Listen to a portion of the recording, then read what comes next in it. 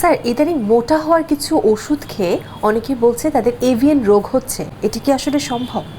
আপনাকে ধন্যবাদ। এটা নিয়ে কিন্তু আমি প্রচুর বিভিন্ন টেলিভিশন পত্রপত্রিকায় বলছি, প্লাস আমার ইউটিউব চ্যানেলও আমি বলছি যে এই মোটা হওয়ার টেন্ডেন্সি আমাদের বেশিরভাগ ইয়াং প্রজন্ম এবং ইয়াং মেয়ে এবং ছেলে বোথ।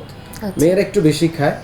কেন যে মোটা হতে চায় আমরা জানি না। আমরা দেখছি যে বিভিন্ন প্রকার বাজে কিছু ওষুধ কোম্পানি আছে এবং তারা আদৌ লাইসেন্স আছে কিনা আমি জানি না, বা থাকলেও তারা চিকিৎসা করছে এই বাচ্চাদেরকে, যে তুমি মোটা হওয়ার বিভিন্ন ওষুধ, স্পেশালি হার্বাল জাতীয় লিকুইড বলে ভিটামিন, এগুলা খেয়ে দেখা যায় এভিয়ান রোগটা হয়।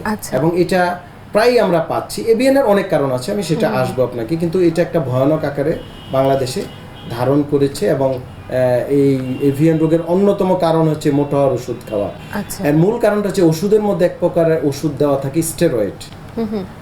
আমরা যেমন, আমি যদি আর একটু সহজ করি, ধরেন গরু মোটা তাজা করাতে অনেক সময় বিভিন্ন যারা খামারি আছেন বা বাজে খামারি, তারা কিন্তু এই জাতীয় স্টেরয়েড ইনজেকশন দেয় গরুকে। তো স্টেরয়েড আমাদেরকে শরীর ফুলাবে, অনেক হেলদি হবে মনে হবে, কিন্তু শরীরের কোনো সিস্টেম তারা রাখবে না। তখন হিপ জয়েন্টে সবচেয়ে বেশি এফেক্ট হচ্ছে এবং এই জাতীয় ওষুধ থেকে আপনার হিপ জয়েন্ট বা এভিয়ান রোগ হতে পারে। তার মানে হিপ জয়েন্টে ব্যথা মানে এভিয়ান রোগ? হিপ জয়েন্টে ব্যথা মানে এভিয়ান না। আমি যদি একটু আপনাকে বুঝাই, মানে হিপ জয়েন্টে এটা আমাদের পেলভিস, মানে আমাদের একটা অংশ ডান পেলভিস, এই পেলভিসের সাথে এই পিছনে আমাদের নিচে যে ফিমার যে বোন, এটা আমরা কেটে জাস্ট লাগিয়ে দিয়েছি। এই জোড়াটার নাম হচ্ছে হিপ জয়েন্ট বা কুচকির জোড়া। তো এই কুচকির জোড়া যেটা হতে পারে, এই যে মাথা এবং এই পেলভিসের মাঝখানে, এই মাথার এটা তো একটা মুভ করে, ধরেন আমরা নিচে বসি, হাঁটা চলাফেরা দৌড়, এই হিপ জয়েন্ট খুবই ইম্পর্টেন্ট এবং এটা কিন্তু অনেক range, wide range of motion করে। তো এই জোড়া ভিতরে আর্থ্রাইটিস হতে পারে। আমি যে বলছি ওজন বাড়ানোর ওষুধ স্টেরয়েড, তা থেকে এই জোড়া ভিতরে প্রদাহ হয়ে নষ্ট হয়ে যেতে পারে। স্টেরয়েডের প্রভাবে মাথা নষ্ট হয়ে যেতে পারে। বিভিন্ন আর্থ্রাইটিস রোগ যেমন অ্যানকাইলোজিং, রিউমাটয়েড আর্থ্রাইটিস, আবার বিভিন্ন ইনজুরি, চলাফেরা কাজকর্ম থেকে হতে পারে। আর এভিয়ান বলতে আসলে অ্যাভাসকুলার নেক্রোসিস বোঝানো হয়, কিন্তু মূলত সকল হিপ জয়েন্টে ক্ষয়রোগ কিন্তু এভিয়ান নয়। মানে হিপ জয়েন্টে ক্ষয়রোগ অনেক কারণে হতে পারে, এভিয়ানটা কমন। এভিয়ান হচ্ছে আমাদের এই যে হিপ জয়েন্টের এই জোড়ার মধ্যে একটা নিউট্রিয়েন্ট আর্টারি যায়, গিয়ে রক্ত চলাচল নালী এইটাতে সাপ্লাই দেয়, ব্লাড সাপ্লাই দেয়। ওই নালীটা অনেক কারণে বন্ধ হয়ে যায়, যেমন স্ট্রোকে বন্ধ হয় ব্রেনে, সেম এখানে হতে পারে। তো রক্ত চলাচল বন্ধ হয়ে গেলে জোড়াটা নষ্ট হয়ে যেতে পারে, যার কারণে আমরা এটাকে এভিয়ান কমনলি বলি। কিন্তু এটা কিন্তু আপনার বিভিন্ন আর্থ্রাইটিস হতে পারে, পড়ে যাওয়ার থেকে হতে পারে, ওই যে ওজন বাড়ানোর ওষুধ খেয়ে হতে পারে, বিভিন্ন রোগে হতে পারে। লিন থিন, যারা অনেক মানে ম্যালনিউট্রিশনে ভোগে, ধরেন ভিটামিন ডি, ক্যালসিয়াম, বিভিন্ন সাপ্লিমেন্ট বা মিনারেলের অভাবে, পর্যাপ্ত পুষ্টির অভাবে কিন্তু এই রোগ হতে পারে।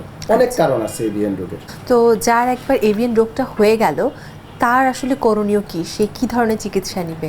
হ্যাঁ, এটা হচ্ছে আলটিমেটলি এই রোগে অনেক সময় অপারেশনের প্রয়োজন হয়, কিন্তু আমরা যাদের বয়স 60 মানে 60 নিচে, তাদেরকে আমরা অপারেশন সাধারণত সাজেস্ট করি না। আমরা ট্রাই করি কনজারভেটিভ বিভিন্ন থেরাপি, বিভিন্ন এক্সারসাইজ এবং লাইফস্টাইল মডিফিকেশন, প্লাস রোগের কারণ কেন এভিয়ানটা হলো, এটা কি ভাস্কুলার প্রবলেম, না ওই যে ওজন বাড়ানোর ওষুধ খেয়ে হয়েছিল, নাকি অন্য কোনো আর্থ্রাইটিস রোগ। ধরেন অন্য কোনো আর্থ্রাইটিস রোগ যদি হয়ে থাকে, আপনাকে তো ওটার চিকিৎসা করতে হবে। না হলে হয়তো হিপ জয়েন্ট হলো, কয়দিন পরে আরেকটা হিপ হবে, কয়দিন পরে হাঁটু হবে, কদিন পরে আপনার পিঠের ছড়িয়ে যাবে, সব জায়গায় হতে পারে। সো আমরা কজ নির্ধারণ করে সেটা ট্রিটমেন্ট। আর এভিয়ান হয়ে গেলে 60 নিচে রোগীদেরকে আমরা কনজারভেটিভ চিকিৎসায় মোস্ট অফ দ্য রোগী ভালো থাকে। এই চিকিৎসা নেওয়ার পর তারা একদম সম্পূর্ণরূপে সুস্থ হয়ে যাবে, আর কোনো অপারেশনের প্রয়োজন নেই বা পরবর্তীতে ফলো আপেরও প্রয়োজন পড়বে না। প্রতিটা রোগীর কিন্তু ফলো আপ করতে হয়। এটা এরকম না যে আপনি একবার ট্রিটমেন্ট নিলেন, ভালো হয়ে গেলেন, আর হবে না বা ব্যাক করবে না।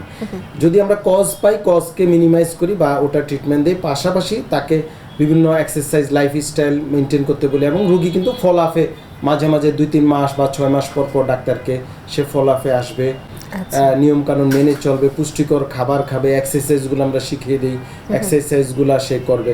মোস্ট অফ দ্য কেসে কিন্তু কনজারভেটিভলি আমরা মানে উইদাউট সার্জারির মাধ্যমে ভালো রাখতে পারি। বাট যাদের বয়স ধরেন 60-এর ঊর্ধ্বে বা অনেক বেশি বয়স হয়ে গেছে বা এত নেক্রোসিস হয়েছে বা জোড়াটা তো নষ্ট হয়ে যায় খুব বেশি, তখন কিন্তু আমরা অনেক সময় সার্জারি সাজেস্ট করে থাকি। আচ্ছা, সার্জারি যদি একবার করা হয় তাহলে তো এই সমস্যা আবার ফেরত আসার সম্ভাবনা থাকে না, বা সেই সময় কি কি করণীয়? আসলে সার্জারিতে হয়েছে কি, জোড়াটা মানে আমি বুঝিয়ে যদি দিই, এই সার্জারিতে এই যে মাথাটা, এই মাথাটা তো আসলে কেটে ফেলে দেওয়া হয়। আচ্ছা, ফেলে টোটালি এখানে আর্টিফিশিয়াল একটা মাথা লাগানো হয় এবং এটার একটা মেয়াদ থাকে, ধরেন 10, 15, 20 বছর। এটা এক একটা ডিভাইস মানে তো কোম্পানির উপর নির্ভর করে, মেইনটেনের উপর নির্ভর করে, রুগীকে একটু মেইনটেন করে চলতে হয়।